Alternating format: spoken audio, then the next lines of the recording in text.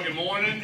I just wanted to take a few minutes and thank you for what you're doing and welcome you this morning to the start of this. I guess we're going 16 months from now, maybe in a couple of days. I think it'll be November 8th of next year is when the election occurs. And this is such an important step. And so this morning I just want to take a few minutes to share with you what we've done. We've hit the ground running. We've been sworn into this new Congress now 30 days, and it's been a spirited 30 days.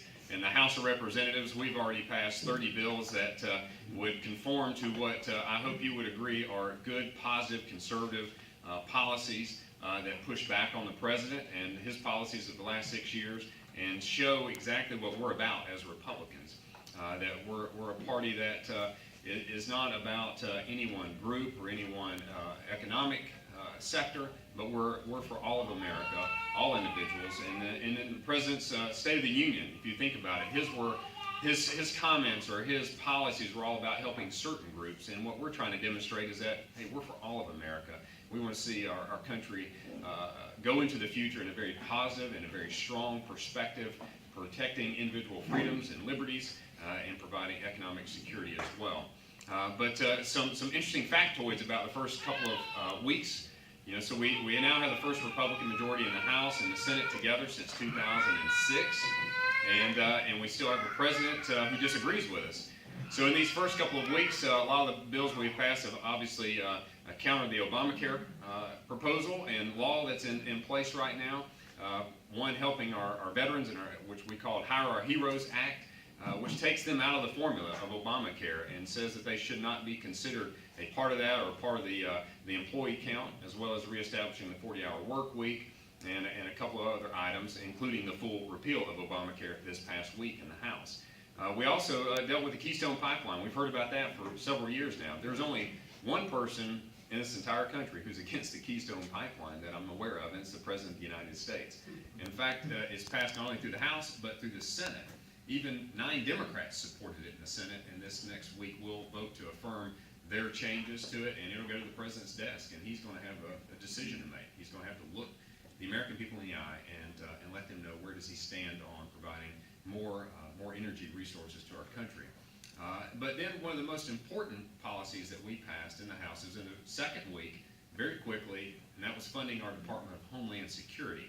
A critically vital role that we all agree is extremely important. And this is sort of held over from last December.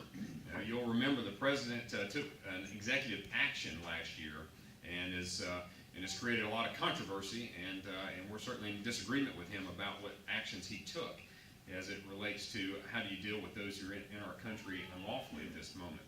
And so we passed this Homeland Security bill, which was bipartisan in its creation with the exception of one amendment. And that amendment just denied the president from using any funds whatsoever to carry out his unlawful actions. And now that's in the Senate. So the Senate has voted on that, I think, going on 3 times. The Democrats have stood in the way of funding our Department of Homeland Security because of that ideology. And in fact, the president himself has issued a veto threat. Now think about this. The president is offering and suggesting and threatening to veto the very bill that would fund the security of our country during this time when we see such turmoil across the world. That shows you where he is. He would threaten the security of our country in order to protect his ideology and his executive action. So we've got a tussle ahead of us, as you can imagine. An interesting factoid as well is that on the Keystone Pipeline, there were more Democrat amendments voted on during the Keystone Pipeline than in the entire Congress of last year, when Harry Reid was in control. There were more amendments offered and voted on in totality than the entire Congress of last year in the Senate.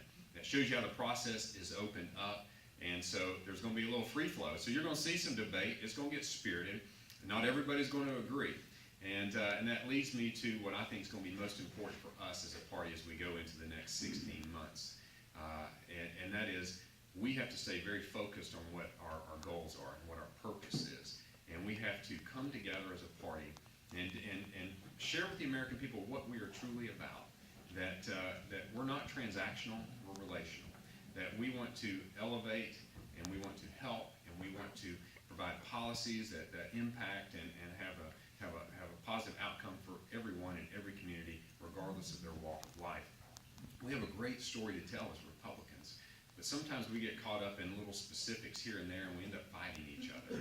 And so my hope is that we as a party can come together, that we can push forward in a very positive way and have a positive impact coming next year.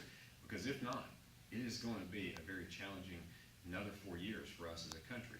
Think about the Senate next year has 23 Republicans on the ballot. 23 in the Senate out of the 30, I guess the 32 that will be on the ballot. This is going to be a tough election cycle, no doubt. So we as a party have a great opportunity to show that we're ready to govern the entirety of the presidency in the House and the Senate. And I'll close with this and what I recall from last year. Maybe some of you remember where you were last November when the 51st Republican senator was announced that night. I mean, what a night of celebration. You remember that?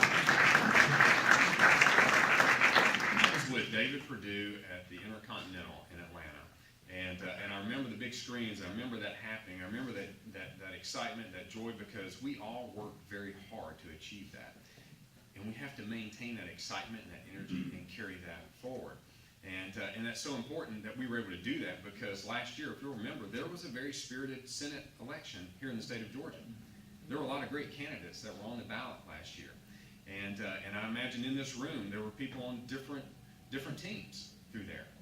And that's good, that's okay, that's the process, that's how it works. But what was so exciting is that we, as a party, and I saw it firsthand when I was on the bus tour with David Perdue, we came back together, because yours might not have been even in the runoff, or maybe your candidate was in the runoff but didn't make it out of the runoff. But at the end of the day, you said, you know what, this is far more important than the candidate that I supported initially.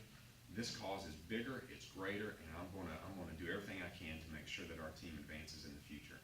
And so I want to thank you for that, and just encourage you to seek that same thought process as we go forward through this next 16 and 18 months, because we got some challenges ahead of us. But I think as a party, we're the party that can lead our country into the future to benefit all Americans. So thank you, Layla. Thank you so much for what you're doing today, and God bless you.